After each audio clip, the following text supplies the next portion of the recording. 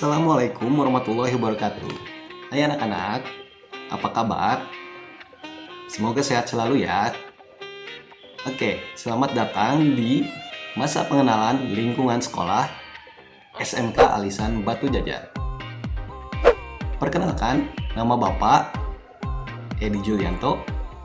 Di sini Bapak sebagai salah satu pemateri di MPLS ini. Bapak akan menjelaskan mengenai pendidikan anti korupsi. Nah, sudah siap? Oke, Bapak bakal kasih kalian waktu buat mempersiapkan alat tulis seperti kertas dan pulpen. Bapak kasih waktu 5 detik ya. Waktunya dimulai dari sekarang.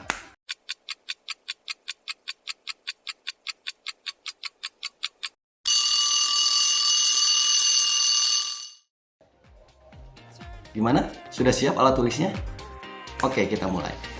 Korupsi berasal dari bahasa Latin, yaitu corruptio atau corruptus, yang dalam bahasa Inggris yaitu corruption.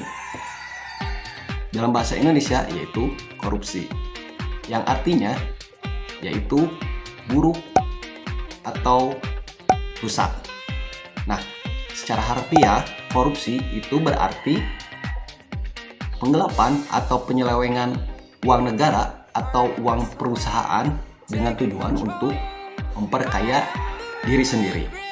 Selama periode 1 tahun 2020, terdapat 169 kasus korupsi menurut pantauan Indonesian Corruption Watch atau ICW.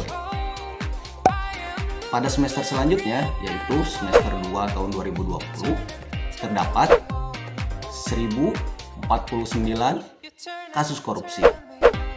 Ya, jadi selama pandemi tahun 2020, terdapat total 1218 kasus korupsi yang disidangkan di persidangan pengadilan tinggi dan mahkamah. Menurut data ICW sepanjang tahun 2020, total kerugian negara atas tindak pidana korupsi yakni sebesar 26,7 triliun rupiah dan uang pengembalian atas tindak pidana korupsi yakni sebesar 8,9 triliun rupiah atau sebesar 12 hingga 13% dari total kerugian negara. Dalam pasal 2 tindak pidana korupsi atau Tipikor yang ada di dalam Undang-Undang Nomor 31 Tahun 99 tentang pemberantasan tindak pidana korupsi, koruptor akan dipidana penjara dengan penjara seumur hidup atau pidana penjara paling singkat 4 tahun dan paling lama 20 tahun serta denda paling sedikit 200 juta rupiah dan paling banyak 1 miliar rupiah.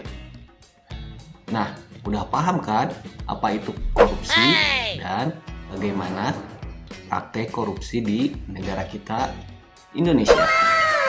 Jadi, lebih baik kita menjauhi praktek korupsi, termasuk dari hal yang paling kecil, yaitu buat kalian yang sering makan gorengan 5 tapi ngakunya 1.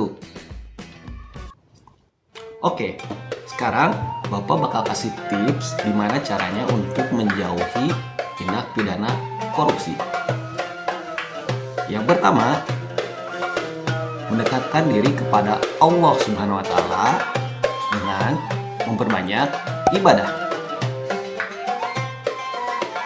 Yang kedua, meluangkan lebih banyak waktu bersama keluarga.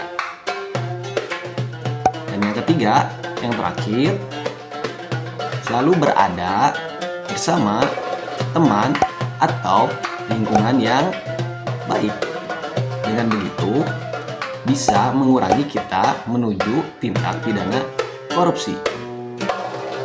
Oke anak-anak, tadi Bapak sudah share mengenai pendidikan anti korupsi serta tips agar menjauhi tindak pidana korupsi. Sampai jumpa lagi di materi selanjutnya, tentu saja di mata pelajaran yang nanti akan Bapak ajar. Dadah. Assalamualaikum warahmatullahi wabarakatuh.